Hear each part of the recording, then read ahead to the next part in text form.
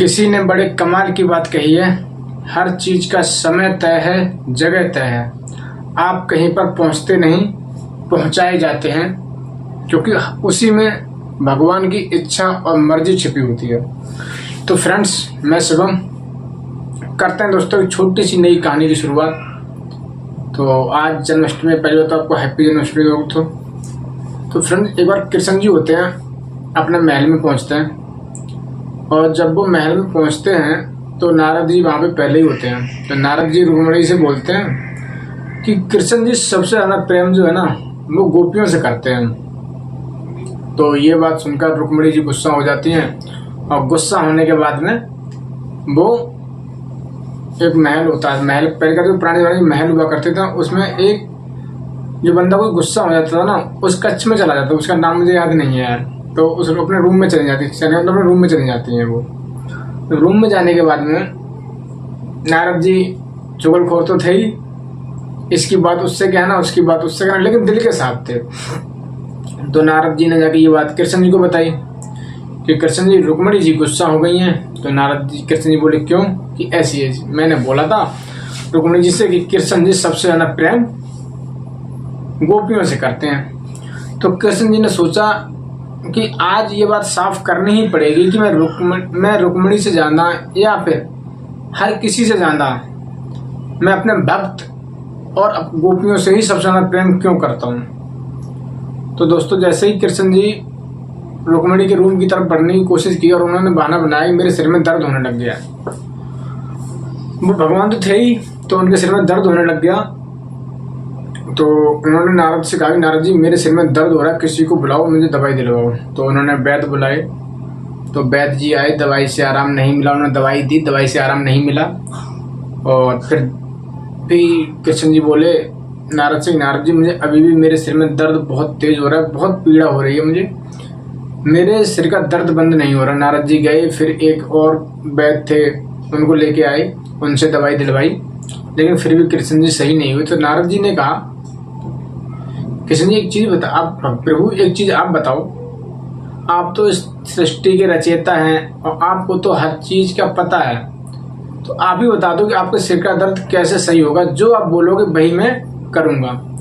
तो कृष्ण जी ने कहा कि देखो, अगर मैं बोलूंगा ना तो यहाँ पे मेरी बात को कोई मानेगा नहीं, और जो मैं बोलूंगा वो कोई करेगा नहीं। नारद जी बोले देखो, मैं तो दास हूं, अगर कोई करे या ना करे लेकिन मैं जरूर करूंगा। तो कृष्ण जी ने कहा एक काम करो, मुझे किसी की जो मेरा भक्त हो, जो मुझे मानता हो, मुझे अपने चरणों की धूल दे दे, जिससे मैं माथे से लगा लूंगा और मेरे सिर का दर्द सही हो जाएगा।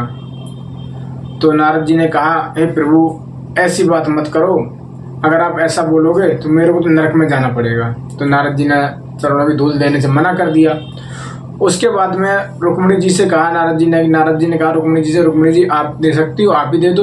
तो रुक्मिणी जी बोली नहीं, मेरे चरणों की धूल और भगवान के माथे पे नहीं, मैं अपने चरणों की धूल नहीं दे सकती, मुझे नरक थोड़े ना भोगना है, मैं ऐसा काम नहीं करूंगी। जब सबने मना कर दिया तो फिर नारद जी ने कृष्ण जी से पूछा, कृष्ण जी अब बताओ क्या हो सकता है। अब सब लोग हम नहीं, मैं तो दूंगा नहीं, क्योंकि मुझे नरक में जाना नहीं है। रुक्मिणी जी ने ही मना कर दिया। तो कृष्ण जी ने कहा एक काम करो, तुम मथुरा चले जाओ, वहां पे गोपियां होंगी, गोपियों से बोलना जाके, हो सकता है वो दे दे। तो नारद जी ऐसा ही करते हैं, नारद जी मथुरा जाते हैं। तो वृंदावन मथुरा जाते हैं, तो वहां पे जाके गोपियों से बोलते हैं, वहां पे राधा भी होती हैं, उनसे बोलते हैं ऐसे श्री कृष्ण जी के सिर में दर्द हो रहा है, और उन्होंने बोला है कि मेरे सिर का दर्द जब भी बंद होगा जब किसी मेरे भक्त की या फिर जो मुझसे प्रेम करता उसके चरणों की धूल मेरे माथे पे लग जाएगी। तो गोपियां बिना सोचे समझे कि हम अपने चरणों की धूल को देंगे, कृष्ण जी के माथे पे लगेगी, हम पाप के भागीदारी बनेंगे, क्योंकि कृष्ण जी तो साक्षात भगवान है, तो हमारे माथे पे लगेगी, उनके माथे पे लगेगी, तो हम पाप के भागीदारी बनेंगे। सब सोचे बिना उन्होंने एक कपड़ा लिया, जमीन में बिछा दिया, और गोपियों ने और राधा ने वहां पे नृत्य करना यानी डांस करना शुरू कर दिया। क्योंकि डांस को पिछले जमाने में पहले के लोगों ने नृत्य ही बोलते थे, नृत्य करना शुरू कर दिया। जैसे शुरू किया दोस्तों, जब वो उड़ रही थी, डांस कर रही थी, जो धूल उड़ उड़ करके उस कपड़े के ऊपर जाके गिरी, इकट्ठी हो गई, तो राधा ने गोपियों ने कपड़े की कपड़ा इकट्ठा किया और वो धूल पकड़ी और नारद जी को दे दी कि लो ले जाओ और स्वामी से बोलना, भगवान से बोलना ये अपने सिर पे लगा लें। तो वैसा ही हुआ, नारद जी लेके आए और श्री कृष्ण जी को वो मिट्टी दी और उनके सिर पे बांधी और कृष्ण जी को तुरंत ही सिर के दर्द का आराम मिल गया। तो दोस्तों कृष्ण जी ने फिर बाद में एक चीज कही कि देखो भक्ति और प्रेम, तुम लोग जो भक्ति करते हो मेरे प्रति वो स्वार्थ के हिसाब से करते हो, क्योंकि मैंने कहा मेरे शरीर में दर्द हो रहा है, मुझे अपने चरणों की धूल दे दो। तुमसे भी कहा, रुक्मणी से भी कहा, तो मैंने सोच लिया कि मैं पाप का भागीदारी बन जाऊंगा, मैं नहीं दूंगा।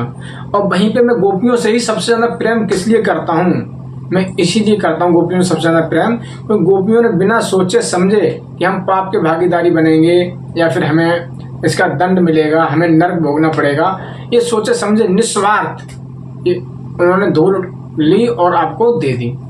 तो इसलिए कहते हैं भैया भगवान उसी की सुनते हैं दोस्तों जो प्रभु की सेवा, भगवान की सेवा निस्वार्थ करता है। यानी कि कर्म करो, भगवान की सेवा करो, उनसे लालच करोगे, उनसे किसी चीज की अपेक्षा रखो नहीं, इच्छाएं रखो, लेकिन ये नहीं कि चाहिए ही चाहिए, इच्छा रखो, भगवान की मर्जी होगी तो देंगे, नहीं तो मर्जी होगी तो नहीं देंगे। इसलिए कहते हैं दोस्तों करो कुछ ऐसा दुनिया में लोग वह करना चाहें तुम्हारे जैसा।